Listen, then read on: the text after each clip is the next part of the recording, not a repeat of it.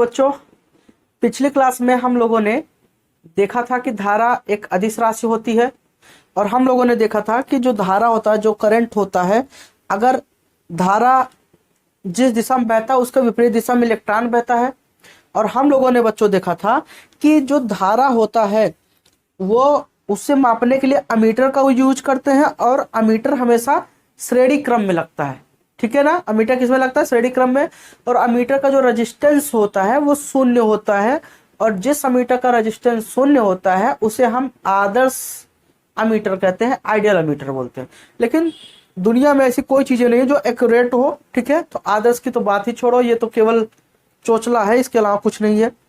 कुछ ना कुछ रेजिस्टेंस जरूर होता है। ठीक है, अब रेजिस्टेंस का मान ज्यादा रहेगा तो अमीटर क्या होगा, जो रीडिंग देगा वो गलत देगा। ठीक है, करंट आपका ज्यादा आएगा, बताएगा कम। अगर रेजिस्टेंस का मान कम होगा तो अमीटर अच्छी रीडिंग देगी। मतलब जितना रेजिस्टेंस कम रहेगा अमीटर उतनी ही बेहतर रीडिंग देगी। ठीक है बच्चों, आइए अब आगे बात करते हैं। हम लोग देख रहे थे, जो हम लोग का जो मेन हेडिंग था वो था सम इम्पॉर्टेंट पॉइंट। लगभग 5 पॉइंट हम लोगों ने कवर किया था। आज 6 नंबर देखते हैं बच्चों। ठीक है, 6 नंबर देखते हैं। 6 नंबर पॉइंट में हम लोग देखते हैं कि जैसे बच्चा मान लो कि एक चालक तार है, जरा समझिएगा, ये चालक तार है और यहाँ पर 1 एम्पियर की धारा बह रही है। जो धारा है बच्चों कितना है? 1 एम्पियर की धारा बह रही है। कितने सेकंड में? तो t बराबर 1 सेकंड। 1 सेकंड में 1 एम्पियर की धारा बह रही है, t बराबर 1 सेकंड। तो हम ये कहेंगे कि मान लो अगर ये पॉइंट है तो इस पॉइंट से 1 सेकंड में 1 एम्पियर की धारा बह रही है, तो बताओ कितने इलेक्ट्रॉन यहां से जा रहे होंगे? नंबर ऑफ इलेक्ट्रॉन यहां से कितने जा रहे होंगे? तो अगर हम कहें कि 1 एम्पियर की धारा किसी चालक तार में 1 सेकंड में प्रवाहित किया जाए तो किसी निश्चित बिंदु से, किसी भी बिंदु से कितने नंबर ऑफ इलेक्ट्रॉन वहां से पास होंगे, इलेक्ट्रॉनों की जो संख्या होगी वो कितनी होगी, यही बात किया है। ठीक है, तो आइए जरा देखते हैं। हम लोग जानते हैं I बराबर क्या होता है, Q अपान टी। यहां से बच्चों Q को क्या लिखेंगे? N E अपान टी हम जानते हैं। तो I का जो मान हो गया बच्चों वो क्या हो गया? I बराबर N E upon T. I का मान 1 होता है, दिया गया है 1। N का मान ज्ञात करना है। E का मान 1.6 गुणित 10 घात -19 बटे T का मान बच्चों 1। 1 का इधर गुणा करोगे बच्चों 1 ही होगा। N गुणित 1.6 गुणित 10 घात -19। अब ये बच्चों यहाँ पर आएगा। अगर बच्चों ये यहाँ पर आ गया तो आप बताओ N बराबर 1 बटा 1.6 गुणित 10 घात -19। ठीक है, अब 1 में अगर इसी से आप भाग दोगे तो देखो बच्चा, तो अगर आप भाग दोगे तो यहां से क्या हो जाएगा? देखो, अगर आप भाग दोगे तो ये आएगा 6.25 गुणित 10 घात 18। भाग आप दे लीजिएगा, अब तो आप भाग सीख ही गए होंगे। ठीक है, तो इतने इलेक्ट्रॉन पास होंगे। तो अगर किसी चालक तार में 1 एम्पियर की धारा 1 सेकंड में जा रही है तो 6.25 गुणित 10 घात 18 इलेक्ट्रॉन वहां से पास होंगे। तो हम ये पूछा भी गया है, बहुविकल्पी के तौर पे पूछा भी गया है। तो पॉइंट बना के हम लिख लेते हैं, यदि किसी चालक में 1 एम्पियर की धारा प्रवाहित हो रही है तो उसके किसी बिंदु से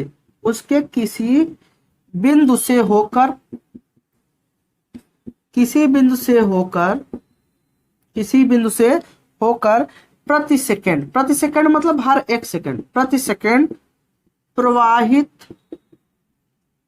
होने वाले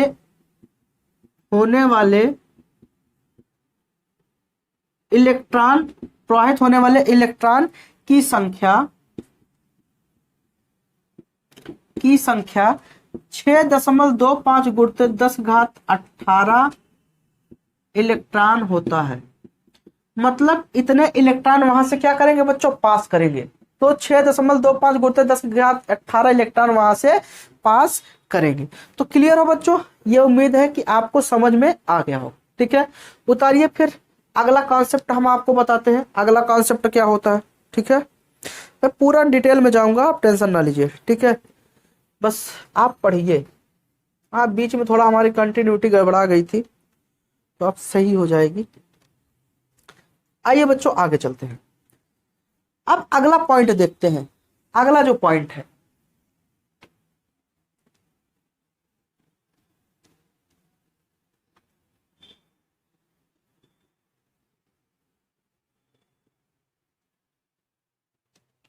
अगला बच्चों पॉइंट हम लोग देखते हैं कि मान लो एक ये वृत्ताकार पथ है, एक ये वृत्ताकार पथ है, ये मान लो एक वृत्ताकार कंडक्टर, मतलब जो तार होता है ना, जो ऐसे तार है उसको हमने क्या किया, मोड़ दिया, गोला बना दिया, ठीक है। तो अब यहां पर इस तार में क्या होगा कि मान लो ये पॉइंट ए है, यहां से इलेक्ट्रॉन क्या करेगा, चलेगा आवेश लेके, आवेश यहां पर बह रहा है। तो यहां पर अगर आवेश का मान बच्चों कितना है, कौन सा पॉइंट है, ये 7वां नंबर है, ये 7वां नंबर पॉइंट। आवेश का मान कितना है, क्यू है। और बच्चों अगर ये आवेश यहां से जो त्रिज्या है इसका वो कितना है, आर। और बच्चों त्रिज्या कितना होगा, अगर आर है, मान लो त्रिज्या क्या है, आर। और जो आवेश चल रहा है वो किस वेग से चल रहा है, वी वेग से। आवेश जो यहां से चलेगा, मान लो ये चार्ज पार्टिकल अगर चलेगा तो वो किस वेग से जाएगा, वी वेग से। और ये चक्कर लगाते लगाते ऐसे आएगा, फिर यहां तक, फिर यहां से चक्कर लगाएगा ऐसे। अगर बच्चों ये इलेक्ट्रॉन या आवेश जो चार्ज पार्टिकल है, ये अगर ऐसे चलेगा, गति करेगा, तो बच्चों जैसे ही गति करेगा हमें क्या मिलेगा, करंट। तो वही करंट कितना होगा, अब तक तो जो हम I बराबर Q अपान T पढ़ रहे थे, ये हमारे सिंपल से सिंपल जो सीधा स्ट्रेट लाइन पाथ होता है उसके लिए होता है। सीधी रेखा में अगर वैद्युत धारा बह रही है तो उसके लिए है, ठीक है, सीधे तार में। लेकिन अगर बच्चों यही अगर आपका गोला तार हो उसमें तब क्या होगा, तो बच्चों उसके लिए हमें देखना पड़ेगा, ठीक है। तो ये अब बच्चों ये अगर चलेगा तो एक चक्कर में कितना लगाएगा, एक चक्कर में लगा समय क्या होता है, आवर्तकाल। तो यहां एक चक्कर में लगा समय क्या होगा बच्चों, एक चक्कर में लगा समय आवर्तकाल होता है ना, और आवर्तकाल को क्या कहते हैं, टी कहते हैं। तो एक चक्कर में लगा समय बच्चों कितना हो जाएगा, कैपिटल टी हो जाएगा। बच्चों एक चक्कर अगर लगा तो कितना समय लगेगा, टी समय लगेगा। उसी टी को हम लोग क्या कहेंगे, आवर्तकाल, और आवर्तकाल को कैपिटल टी से लिखते हैं, ठीक है। तो यहां हम कैपिटल टी ले लेते हैं। अब बच्चों यहां पर ये बताओ कि अगर ये हो गया तो आवृत्ति और आवर्तकाल में संबंध क्या होता है, उल्टा होता है। आवृत्ति बराबर 1 बटा आवर्तकाल, आवृत्ति को f से, आवर्तकाल को t से, तो f बराबर 1/t होगा कि नहीं बच्चों, आप बताओ, सहमत हो ना। तो f बराबर 1/t, आवृत्ति का उल्टा क्या होता है, आवर्तकाल। अब बच्चों जब ये एक चक्कर चलेगा, मान लो इलेक्ट्रॉन यहां चलना शुरू किया, ऐसे आया और ऐसे ऐसे यहां पर आया, तो कितनी दूरी चलेगा, तो इलेक्ट्रॉन को एक चक्कर में तय की गई दूरी, एक चक्कर में तय की गई दूरी। अगर बच्चों एक चक्कर में तय की गई दूरी की बात करेंगे तो एक चक्कर में कितना दूरी तय होगा, 2πr। तो बच्चों कितना हो जाएगा, 2πr, क्योंकि इसके परिधि के ही बराबर तो होगा, तो 2πr दूरी तय करेगा। अब यहां पर हम निकालेंगे इलेक्ट्रॉन का वेग कितना है, v, समय कितना है, t, और दूरी कितना है, 2πr। तो यहां पर एक चक्कर में लगा समय बराबर क्या होगा, t, और क्या हो जाएगा बच्चों, दूरी बटे चाल या वेग या चाल। तो बच्चों t बराबर कितना, दूरी कितना है, 2πr हो जाएगा। और वेग बच्चों कितना है, वेग या चाल कितना है, v है। तो t बराबर इतना होगा कि नहीं बच्चों। जैसा कि आप लोग वृत्तीय गति में अच्छे से पढ़े हो तो उतना आपको दिक्कत नहीं होना चाहिए, समझ में आ गया। तो वृत्तीय गति में अगर आपने पढ़ा है तो बच्चों इतना आपको दिक्कत नहीं होना चाहिए। तो अब यहां से अगर बच्चों हम बात करें तो इतना हो गया, तो आवर्तकाल के रूप में इतना आ गया। अब यही बच्चों अगर हम f बराबर अगर यहां रख दें तो 1 बटा क्या होगा, t, और यहां बच्चों वैल्यू पुट करेंगे तो 1/t का मान 2πr बटे इसका मान कितना, v। अब ये यहां जाएगा तो F बराबर बच्चों क्या हो जाएगा, V अपान 2 पाई R। तो F बराबर V अपान 2 पाई R, क्या इतना होगा। तो आवृत्ति बराबर वेग बटा 2 पाई इंटू R। R क्या है त्रिज्या, V क्या है वेग, मतलब जिस वेग से इलेक्ट्रॉन गति कर रहा है, इतना हो गया बच्चों। अब बच्चों ये बताओ, यहां पर एक चक्कर में, आप इसे उतार लीजिए, मैं यहां मिटा रहा हूं, ठीक है। तो अगर मैं यहां पे बात करूं, करंट एक चक्कर लगाने पर प्राप्त करंट, एक चक्कर लगाने पर प्राप्त धारा, तो बच्चों क्या होगा, I बराबर क्या Q अपान T होगा। अगर समय T है, एक चक्कर, भाई देखो धारा बराबर क्या होता है, आवेश बटा समय होगा कि नहीं, धारा बराबर आवेश बटा समय, और एक चक्कर लगाने में समय कितना T है, तो यहाँ स्मॉल t की जगह क्या हो जाएगा, कैपिटल T। तो यहां से क्या हो जाएगा, Q इंटू 1/T लिख सकते हैं कि नहीं, बताओ बच्चों। और यहां से अगर हम 1/T लिखते हैं तो Q इंटू 1/T का मतलब क्या हो जाएगा, F होगा कि नहीं, बताओ। क्या 1/T का मतलब F होगा, तो हम यहां रख देंगे। तो अब जो I बराबर बन गया, I बराबर क्या हो गया, ये इतना हो गया। अब बच्चों बताओ, अब यही से अगर मैं वैल्यू पुट करूं, जरा समझिएगा, अगर मैं यही से वैल्यू पुट करूं तो यहां से क्या हो जाएगा, Q इंटू F का मान बच्चों कितना है, V अपान 2 पाई R। तो यहां से क्या हो जाएगा, V अपान 2 पाई R। तो बच्चों कुल मिला के जो धारा है, अगर धारा की बात करें बच्चों, तो यहां से क्या हो जाएगा, तो I बराबर बच्चों क्या होगा, QV अपान 2 पाई R। तो एक चक्कर में बच्चों इतना धारा प्राप्त होगा, और इसका मात्रक बच्चों क्या होगा, एम्पियर। कितना होगा बच्चों, एम्पियर, जो मात्रक है इसका वो क्या होगा, एम्पियर होगा, ठीक है बच्चों। अब आइए देखते हैं, अब यहां पर बात करते हैं बच्चों, जरा देखिएगा, तो धारा का जो हमारे पास फार्मूला है वो क्या है, I बराबर Q अपान T, है ना।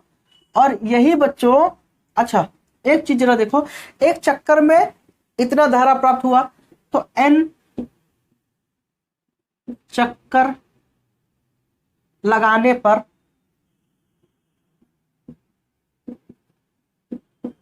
प्राप्त धारा, कैपिटल N लिखिए, capital N number of terms है, ठीक है। प्राप्त धारा क्या हो जाएगा, I बराबर QV अपान 2 पाई R इंटू N, ठीक है बच्चों। तो अगर 10 चक्कर लगाएगा तो 10 क्या कर देगा, गुणा कर देंगे, क्लियर हो बच्चों, ठीक है, कोई दिक्कत नहीं ना। आइए देखते हैं, अब यहां पर बात करते हैं, जो I का मान आया, जो धारा का मान आ गया, वो 2-3 रूप में आ गया, एक Q/T, NE अपान T, और यही हम लोगों ने क्या देखा, Q into F, Q into F, और फिर हमने देखा QV अपान 2 पाई R। तो ये बच्चों जो धारा का मान है इतने रूप में आ गया। अब जैसे जहां पर सवाल है, आप उसी सवाल का उपयोग करके, जैसे वैल्यू दिया गया है उसी वैल्यू का उपयोग करके यहां से आप सवाल को लगा सकते हो।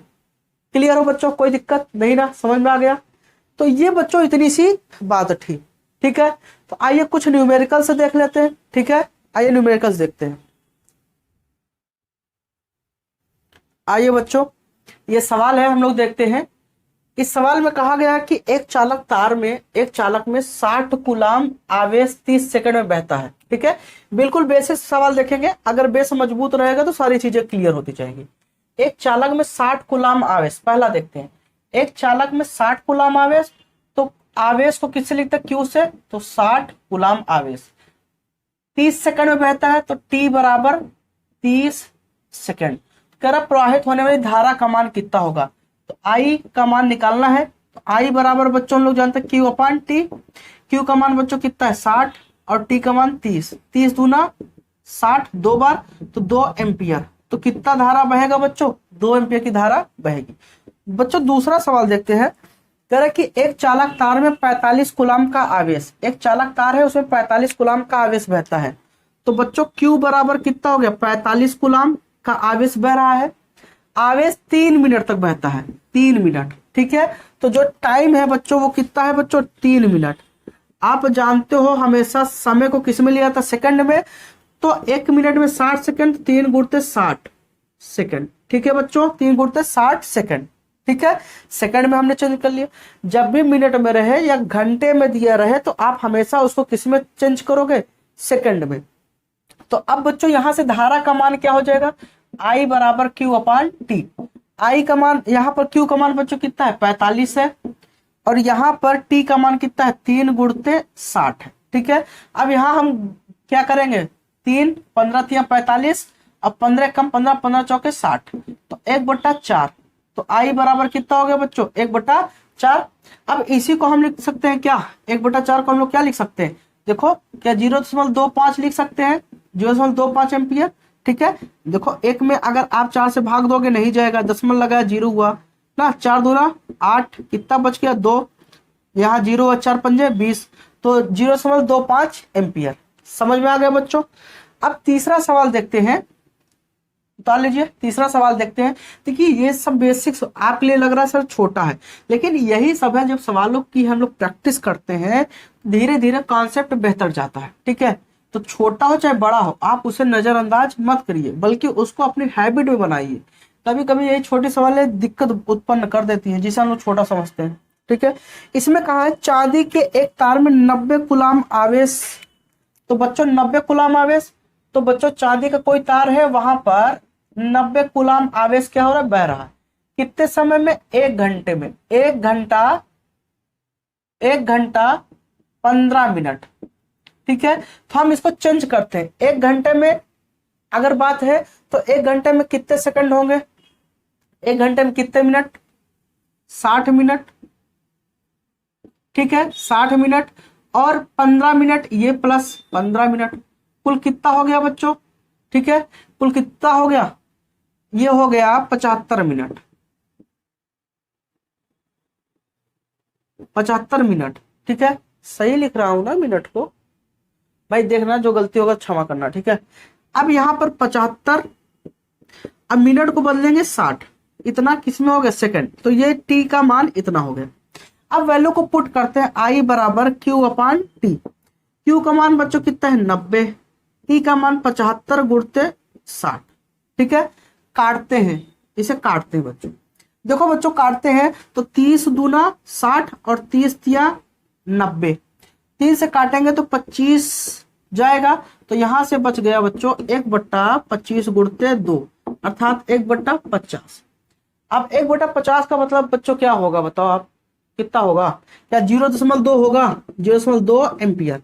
यही बच्चों आई का मान हो गया। तो उम्मीद करता हूं बच्चों ये सवाल एक छोटा सा सवाल था, आगे चल के मैं और अच्छे सवाल कराऊंगा, ये बीच में ऐसे करा रहा हूं तो एक आपका कॉन्सेप्ट जनरेट हो गया, आपके माइंड में कॉन्सेप्ट बन गया, आगे चल के और मैं बेहतरीन सवाल कराऊंगा, तब फिर वहां पे आप देखोगे। ठीक है, तो ये इतनी बात थी जो हम लोग का इंपॉर्टेंट पॉइंट था, सम इंपॉर्टेंट पॉइंट हेडिंग हम लोगों ने बनाया था, वो आपका क्लियर हो गया। अब बच्चों इसमें हम बात करेंगे टाइप्स ऑफ करंट की, बात करेंगे, करंट की तो बात हो ही रही है, तो धारा के कितना प्रकार होता है। ठीक है बच्चों, तो बच्चों types of current, types of current, इसे बच्चों क्या कहेंगे, धारा के प्रकार, धारा के प्रकार, धारा के प्रकार। अब बच्चों धारा के प्रकार की बात क्या होती है, कितने प्रकार का होता है, तो बच्चों धारा 2 प्रकार का होता है। एक बच्चों होता है अल्टरनेटिंग करंट, अल्टरनेटिंग करंट, इसे बच्चों कहेंगे प्रत्यावर्ती धारा, इसे क्या कहेंगे, प्रत्यावर्ती धारा। ठीक है, और दूसरा होता है बच्चों डायरेक्ट करंट, डायरेक्ट करंट, इसे बच्चों दिष्ट धारा, दिष्ट धारा। ठीक है, इसे दिष्ट धारा कहते हैं, ये टा रहेगा, दिष्ट धारा। अब एक चीज बच्चों हम लोगों ने क्या जाना है कि जो करंट होता है ना, इसमें क्या होता है, परिमाण भी होता है, परिमाण, जिसे बच्चा आप लोग क्या कहते थे, मैग्नीट्यूड, क्या कहते थे, मैग्नीट्यूड। और दूसरा बच्चों इसमें क्या होता है, दिशा होता है, होता तो यह दिशा है लेकिन दोनों उपस्थित होता है, जिसे हम लोग बच्चों क्या कहते हैं, डायरेक्शन कहते हैं। ठीक है, अब इसी के आधार पर इन दोनों करंट का जो परिभाषा उसको हम डिफाइन करेंगे। तो सबसे पहले आप हेडिंग बना लीजिए क्या, अल्टरनेटिंग करंट। ठीक है, तो जो आपका पहला हेडिंग बनेगा बच्चों वो बनेगा अल्टरनेटिंग करंट। क्या होता है बच्चों अल्टरनेटिंग करंट? तो बच्चों हम कहेंगे ऐसा धारा जिसका परिमाण और दिशा दोनों परिवर्तित होता है उसे हम लोग क्या कहेंगे? प्रत्यावर्ती धारा। ठीक है, क्या कहेंगे? प्रत्यावर्ती धारा। तो हम लिखेंगे वह धारा जिसका परिमाण, वह धारा जिसका परिमाण, परिमाण को बच्चों लोग क्या कहते हैं? मैग्नीट्यूड, मैग्नीट्यूड परिमाण, और दिशा, दिशा जिसे हम लोग बच्चों क्या कहते हैं? डायरेक्शन कहते हैं। दोनों समय के साथ, दोनों समय के साथ परिवर्तित होते हैं उसे प्रत्यावर्ती धारा कहते हैं। उसे एसी करंट बच्चों कहते हैं, एसी कहते हैं। ठीक है, प्रत्यावर्ती धारा। जो हमारे घर में जो बिजली आती है उसका मान की वो कौन सी बिजली होती है? वो एसी तो होती है। ठीक है, वो एसी होती है। अब यहां बच्चों अगर इसका हम ग्राफ बनाए, जो ग्राफ इसका बनेगा वो बच्चों होगा क्या? ये इधर बच्चों ये क्या है? ये टाइम को बताता है। ये क्या है बच्चों? टाइम। इधर आप जो देखोगे वो टाइम है। ठीक है, और ये बच्चों ये किसको बताएगा? करंट को बताएगा, करंट के मैग्नीट्यूड को। तो इधर धनात्मक और इधर ऋणात्मक, आप लोगों ने कक्षा 10 में पढ़ा है। ठीक है, अब यहां से इसका जो चलता है वो ऐसे चलता है। ठीक है, इसका जो ग्राफ बनता है बच्चों वो ऐसे बनता है। तो अब बताओ बच्चों, यहां से चलना शुरू किया, यहां 0 ऐसे जाएगा ये, और इधर भी। तो यहां से देखिए ये क्या बढ़ता चला जा रहा है ना, ये बढ़ गया फिर घटना शुरू हो गया। तो ये समय बदल रहा है, तो इसकी जो वैल्यू है वो भी बदल रही है। और साथ में दिशा, एक बार ये ऊपर गया एक बार नीचे आया, तो परिमाण भी बदल रहा है और दिशा भी बदल रही है समय के साथ। तो हम कहेंगे ऐसी धारा जिसका परिमाण और दिशा समय के साथ चेंज होता है उसे हम लोग क्या कहेंगे? अल्टरनेटिंग करंट कहेंगे। ठीक है, प्रत्यावर्ती धारा। अब दूसरी बात है बच्चा, इसे उतारो आप। दूसरी बात है क्या? दिष्ट धारा। अगली बात करेंगे बच्चों दिष्ट धारा, डायरेक्ट करंट। तो उसमें क्या होगा बताइए? उसमें क्या होगा बच्चों? तो जो मैग्नीट्यूड और डायरेक्शन दोनों है ना बच्चों, वो क्या होगा? कांस्टेंट होगा। तो यहां हम लिखेंगे डायरेक्ट, डायरेक्ट करंट। इसे बच्चों हम लोग कहेंगे दिष्ट धारा, दिष्ट धारा इसे कहेंगे। डायरेक्ट करंट हम लिखेंगे वह धारा जिसका परिमाण,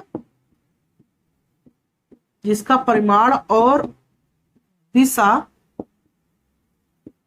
दिशा दोनों समय के साथ परिवर्तित नहीं होते हैं, परिवर्तित नहीं होते हैं, उसे दिष्ट धारा कहते हैं,